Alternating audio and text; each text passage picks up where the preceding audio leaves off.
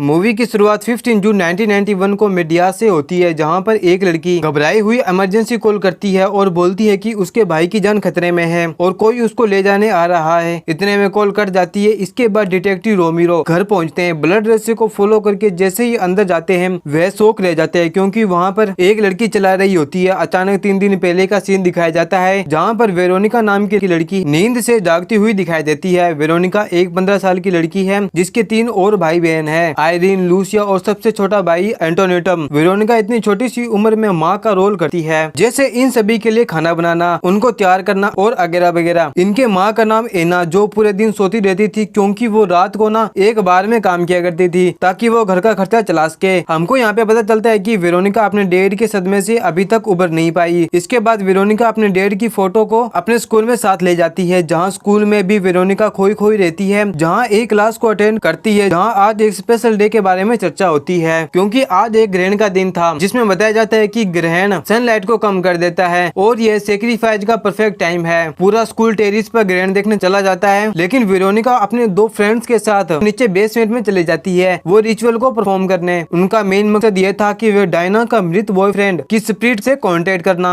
लेकिन उस समय डायना अपने बॉयफ्रेंड से रिलेटिव कोई भी चीज नहीं लेके आती, लेकिन वेरोनिका अपने डैड की फोटो लेके आती है। फिर ये बिगी बोर्ड खेलना स्टार्ट करते हैं। तीनों दोस्त एक गिलास के ऊपर अपनी उंगली रखकर किसी स्पिरिट से कांटेक्ट करने की कोशिश करते हैं। वहीं टेरिस पर सभी लोग ग्रहण देख रहे होते हैं। वहीं तीनों लड़कियों में से वेरोनिका को छोड़कर उन दोनों को गर्म फील होती है। जैसे ही डार्कनेस सनलाइट को कवर करती है, गिलास पर रखी हुई उंगली सूरज पर आकर रुक जाती है और गिलास टूट जाती है, जिससे उनका खून सूरज पर गिरता है और बिगी बोर्ड पर पूरी तरह आग लग जाती है और बुझ जाती है, यानी कि उनका मिशन सक्सेसफुली हो गया था। वेरोनिका को यह डार्क स्पिरिट काबू में कर लिया था। वेरोनिका अपने फ्रेंड रोजा के कानों में एक बात बोलती है, जिससे वो दोनों काफी ज्यादा डर जाती है। इसके बाद अचानक वेरोनिका बहुत जोर से चिल्लाती है। उसका मुंह नॉर्मल लोगों से ज्यादा खुल जाता है, यानी उस इविल ने वेरोनिका के साथ अटैचमेंट कर लिया था और बेसमेंट में सारी लाइटें ब्लास्ट हो जाती है। इसके बाद वेरोनिका की आंख स्कूल के नर्सिंग रूम में खुलती है, जहाँ नर्स उसे ये बताती है कि उसकी ज्यादा स्ट्रेस के कारण यह सब कुछ हुआ है। जब वेरोनिका स्कूल से बाहर आती है तो एक नन वेरोनिका को देख रही होती है। घर पहुंचकर वेरोनिका को धीरे धीरे एहसास होता है कि किसी ने उसके साथ अटैच कर लिया है, जैसे कि बैग में बिजी बोर्ड था वो उससे अलग हो जाता है। खाना खाते इस वक्त उसको ऐसा लग रहा था कोई फोर्स उसको रोक रहा है। क्लोजेट और वाइट उसके बॉडी पर निशान दिखने लगते हैं और शेडो घर में इधर उधर घूम रही होती है। एंटोनियटम को नहलाते समय उसको अजीब सी आवाज आती है, जिससे वो दूसरे रूम में चली जाती है। तभी रूम का दरवाजा अपने आप ही बंद हो जाती है और एंटोनियटम को ठंडे पानी के जगह गर्म पानी आने लगता है। टाइम रहते वेरोनिका एंटोनियटम को किसी तरह वो बचा लेती है। फिर एंटोनियटम का कहना था कि यह तुम्हारी गलती नहीं है, ये उसकी गलती है, मतलब वही डार्क स्पिरिट जिसने खुद को वेरोनिका के साथ अटैच कर लिया था। रात को सोते वक्त वेरोनिका को एक सपना आता है कि उसके ही अपने भाई बहन क्लोजेट में है और तभी वहाँ उसके डैड आ जाते हैं जो न्यूड होते हैं। अचानक पीछे से हाथ आता है जो वेरोनिका को बेड से जकड़ लेता है। वेरोनिका अगली सुबह उठती है और उसके फ्रेंड्स ने भी उसे इग्नोर करना शुरू कर दिया था, क्योंकि उसने रोजा के कानों में कुछ गलत शब्द बोले थे। इन सब से परेशान होकर वेरोनिका वापस स्कूल के बेसमेंट में चली जाती है, जहाँ ये सब कुछ शुरू हुआ था, जहाँ उसे एक डेथ सिस्टर मिलती है जो देख नहीं सकती थी। यह नन वेरोनिका को डांट मारती है, क्योंकि वेरोनिका ने जो भी किया था वो गलत किया था। डार्क स्पिरिट ने खुद को वेरोनिका के साथ में अटैच कर लिया था। यह नेगेटिव पावर काफी ज्यादा पावरफुल है, जिनसे पीछे छुड़वाना काफी ज्यादा मुश्किल है। फिर डेथ सिस्टर अपने बारे में बताती हुई कहती है कि ऐसे ही किसी स्पिरिट का एनकाउंटर करते टाइम डेथ सिस्टर की आंखें चली गई थी। साथ ही वो ये कहती है कि जो उसने शुरू किया है वह उसको ही खत्म करना होगा, यानी बिजी बोर्ड में एक रूल होता है कि आप गुड बाय बोले बिना गेम को खत्म नहीं कर सकते, बल्कि इन्होंने गुड बाय किए बिना ही बंद कर दिया था। वो कहते हैं कि वेरोनिका को उसके अपने भाई बहन को बचाना होगा, क्योंकि ये डार्क स्पिरिट एक लिविंग सोल चाहती है। वेरोनिका घर आते ही प्रोटेक्टिव सिंबल ड्रॉ करके लगा देती है ताकि उसके भाई बहन को कुछ ना हो, लेकिन वो स्पिरिट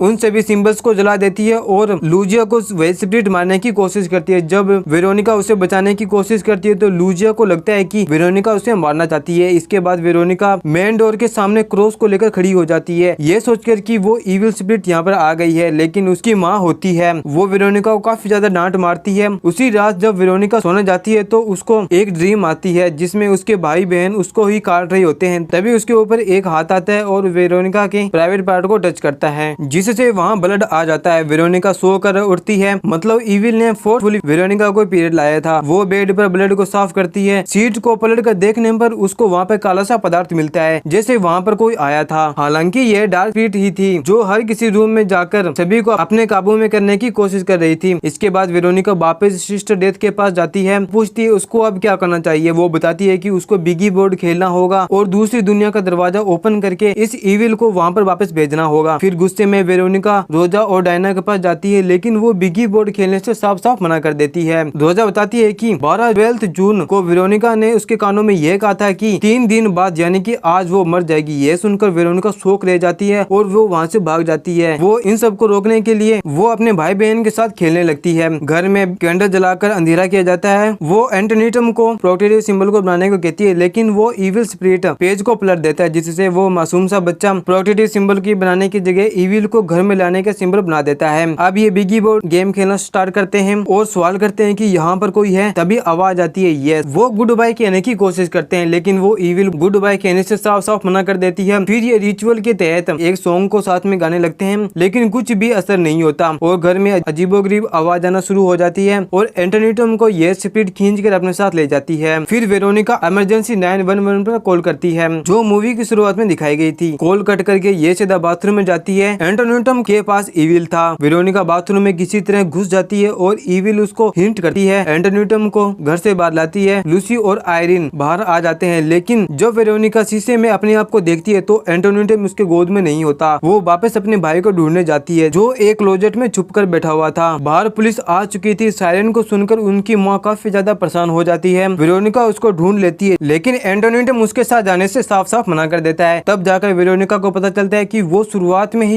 इविल के काबू में आ चुकी थी और अभी तक जो भी घर में हो रहा था वो खुद ही कर रही थी। वेरोनिका खुद को एक टूटे हुए गिलास से मारने की कोशिश करती है, तभी वो इविल उसको रोक लेता है और उसकी सोल को अच्छे से कैद कर लेता है। वो पुलिस अंदर आती है। वो शुरुआत वाले सीन जहाँ डिटेक्टिव को यह दिखता है कि वेरोनिका हवा में लटक रही है, फिर वो नीचे गिर जाती है। वेरोनिका को हॉस्पिटल में ले जाया जाता है और एंटोनियम को बचा लिया जाता है। घर में वेरोनिका की फोटो को जलते हुए देखते हैं, तभी डिटेक्टिव रोमेरो को कॉल आती है कि वेरोनिका इज डेड। फिर रोमेरो इस केस को अननेचुरल का किरदार देते हुए बंद कर देते हैं। अंत में वेरोनिका जल्दी हुई फोटो को रिवाइंड होते देख पाते हैं और एक क्यूट स्माइल देती है।